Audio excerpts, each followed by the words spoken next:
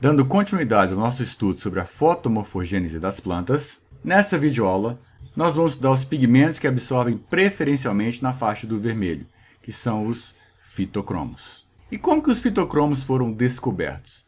Os primeiros estudos datam da década de 1950, com dois pesquisadores chamados Borthwick e Hendricks. O que esses pesquisadores fizeram? Eles estavam estudando o efeito da luz sobre diversos fenômenos biológicos nas plantas. Então, estava estudando o espectro de ação da luz sobre os diversos processos biológicos vegetais.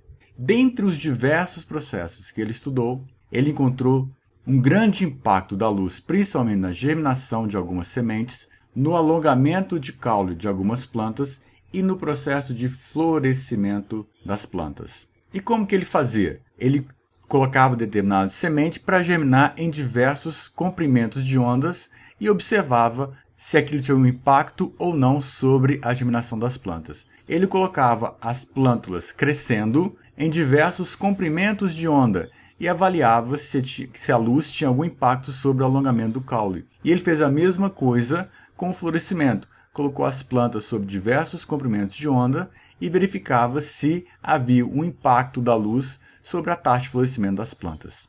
Experimentos simples de ser dito, extremamente delicado de ser executados.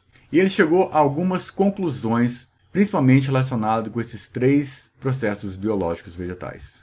Primeiro, que os fotorreceptores que estão ativos, ou seja, que participam desse processo, estão na faixa do vermelho, que é em torno de 660, e na faixa do vermelho extremo, ou vermelho distante, que é por volta dos 730, onde tem o pico. Além disso, eles chegaram à conclusão que havia o que nós chamamos de fotorreversibilidade. O que isso quer dizer?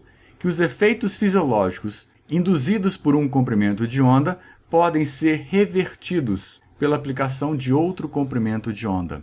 E no caso aqui, ele estava estudando sobre a luz vermelha e sobre a luz vermelha extremo. Quando colocava a luz vermelha, induzia um determinado processo. Quando colocava a luz vermelha extremo, ela revertia aquele processo que estava induzido. Então, essas duas características foram as conclusões dos experimentos de Borthwick e Hendricks.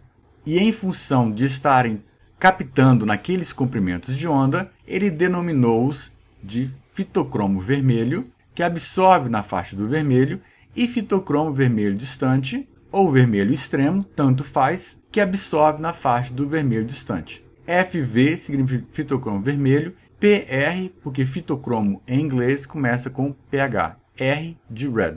De forma semelhante, o fitocromo vermelho extremo, FVE, ou do inglês PFR, fitocromo começa com PH, e FR for red, vermelho distante. E são esses dois tipos de fitocromos que estão envolvidos na resposta da luz vermelha. E aqui está mostrando um espectro de absorbância dos fitocromos. O que quer dizer absorbância? Você coloca em diversos comprimentos de onda e você vai observar se vai haver absorbância, ou seja, se a luz vai interagir com aqueles compostos ou não. Então, eles purificaram os fitocromos vermelho e o fitocromo vermelho extremo e fizeram testes. E eles verificaram que o fitocromo vermelho absorve preferencialmente na faixa do vermelho, enquanto que o fitocromo vermelho distante, o pico de absorção acontece na faixa do vermelho extremo. Mas além disso, existe uma pequena absorbância na faixa do azul, como nós mencionamos anteriormente.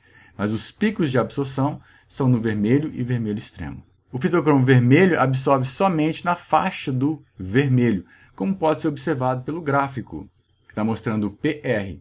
Ele absorve somente na faixa do vermelho, ele não entra na faixa do vermelho extremo. Por outro lado, o fitocromo vermelho extremo, ele absorve preferencialmente na faixa do vermelho extremo, mas também absorve um pouco na faixa do vermelho. Então existe uma certa sobreposição nesse caso, embora o pico seja preferencialmente no vermelho distante. E os dois, como nós acabamos de dizer, absorvem um pouco na faixa do azul. E aqui está mostrando a questão da fotorreversibilidade. Isso acontece quando as sementes são fotoblásticas positivas. O que são sementes fotoblásticas positivas? Nós vimos isso quando estudamos a germinação de sementes. São sementes que, dadas as condições ideais de germinação, em termos de disponibilidade de água, temperatura e oxigênio, elas não germinam. Então são sementes que são dormentes. Elas requerem um outro fator para germinar. Neste caso, elas requerem a luz, especificamente a luz vermelha. Então o que quer dizer essa fotorreversibilidade? Se eu colocar a luz vermelha, ela vai e germina. Se eu der a luz vermelha e em seguida der a luz vermelha extremo, ela não germina. Se eu der a luz vermelha, vermelho extremo, e depois a vermelha, ela volta a germinar. Se eu der a luz vermelha, vermelho extremo, vermelho e novamente vermelho extremo, ela para de germinar. E assim sucessivamente, mostrando que existe uma fotorreversibilidade. E quem determina o que a semente vai fazer vai ser o último comprimento de onda ao qual ela foi exposta. Mostrando aqui que um está revertendo o efeito do outro. E elas participam de diversos processos fotomorfogênicos, como está mostrado nessa tabela, que vocês podem perfeitamente estudar nos slides. Vamos focar principalmente nas angiospermas. E aqui está o efeito da luz vermelha, e em qual estado de desenvolvimento que ela participa, e vocês podem perfeitamente verificar que está envolvido com a germinação, com o destiolamento, com a formação das folhas iniciais, com o alongamento do entrenó, com o florescimento, por aí afora vai. E qual que é a estrutura dos fitocromos? Como é que eles são? Nós sabemos as estruturas das clorofilas, nós sabemos as estruturas dos carotenoides.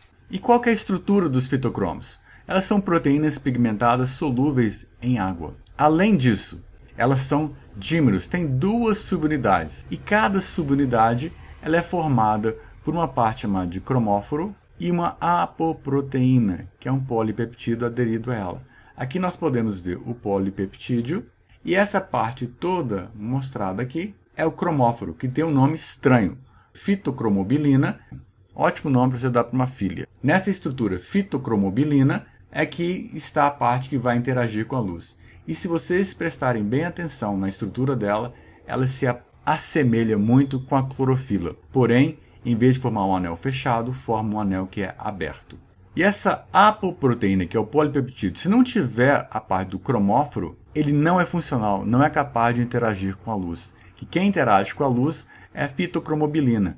A apoproteína serve para ancorar o cromóforo na célula vegetal. E a fitocromobilina ela é sintetizada, a título de curiosidade, nos plastídeos. E nós dissemos que existe a questão da fotorreversibilidade. Essa fotorreversibilidade significa que uma luz reverte os efeitos provocados por outra.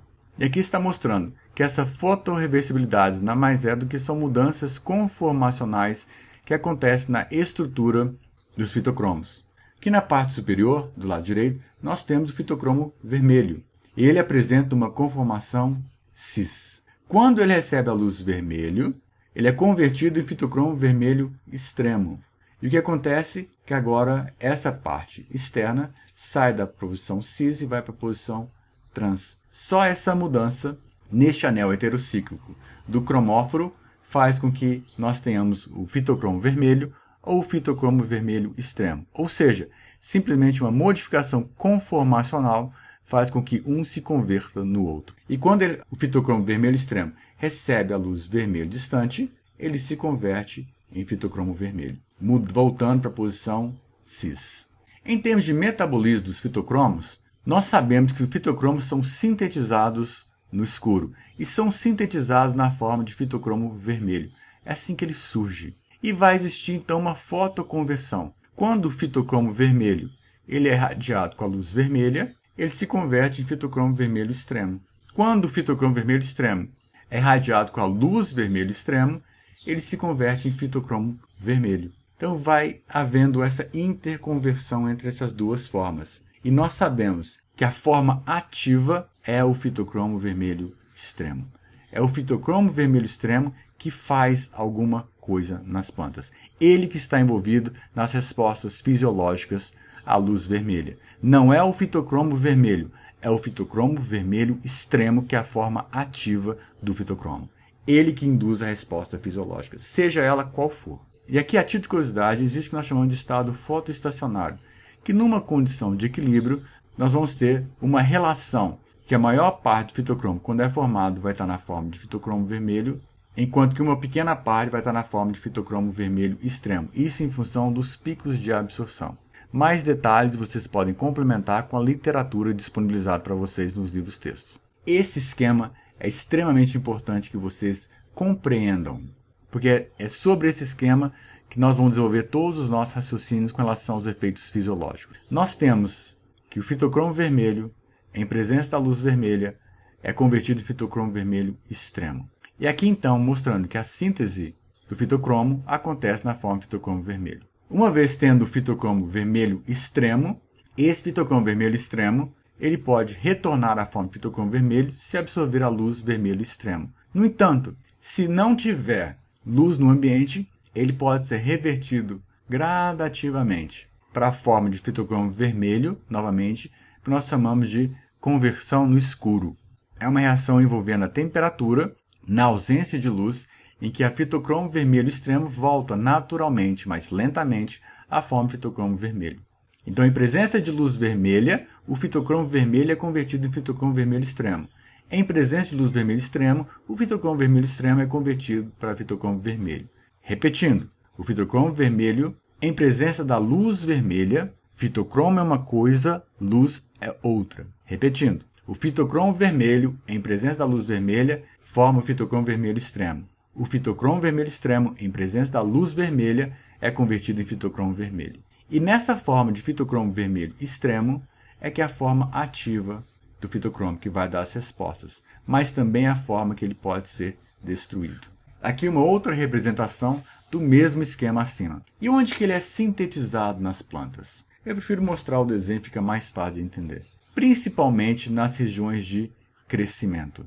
No caso de uma plântula em desenvolvimento, nós podemos ver que nos tecidos jovens a parte mais abundante está presente na região aérea, que vai formar a parte aérea da planta, ou seja, no hipocótilo, principalmente em plantas estioladas. Tem no restante do corpo? Tem um pouco sim, mas principalmente na parte mais jovem das plantas em desenvolvimento. Isso não quer dizer que não existem outras partes, mas aqui nós estamos vendo a questão de onde se encontra em maior quantidade. Basicamente era isso que nós tínhamos para passar para vocês nesta videoaula e nos vemos na nossa próxima videoaula. Até a próxima!